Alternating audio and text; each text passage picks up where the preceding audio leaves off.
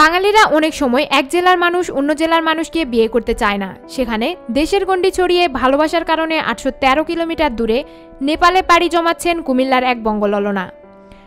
গল্পটা এক ডাক্তার যুগলের।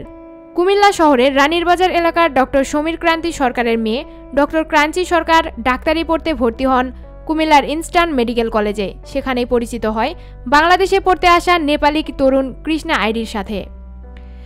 প্রথমে ঘনিষ্ঠতা, তারপর আরও পরে প্রণয়। দুই দেশ, দুই সংস্কৃতি, আশেপাশের নানা মানুষের নানা কথা সব ছাপিয়ে ২০১৭ সালে আশীর্বাদ অনুষ্ঠানের মাধ্যমে তারা নবজীবনের প্রথম ধাপ উত্তীর্ণ হলেন।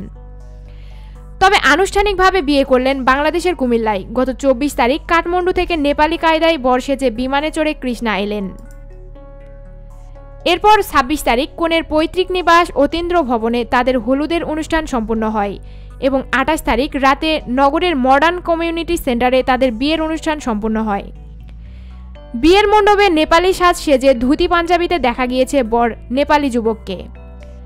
বাঙালি রীতিতে বিয়ে হলেও সব আনুষ্ঠানিকতা শেষে ৩১ জানুয়ারি তাদের নেপাল যাওয়ার কথা রয়েছে এবং সেখানে নেপালি রীতিতে বিবাহোত্তর সংবর্ধনা হওয়ার কথাও রয়েছে। প্রতিদিন নিত্যানতুন খবরাখবরের জন্য আমাদের চ্যানেলটি সাবস্ক্রাইব করুন। ধন্যবাদ। প্রিয় দর্শক, আমাদের দ্বিতীয় চ্যানেল সেরা নিউজ থেকে একটু ঘুরে আসুন। ভিডিওগুলো ভালো লাগলে অবশ্যই সাবস্ক্রাইব করুন। চ্যানেলটির লিংক ভিডিও ডিসক্রিপশানে দিয়ে দেওয়া হয়েছে। ধন্যবাদ।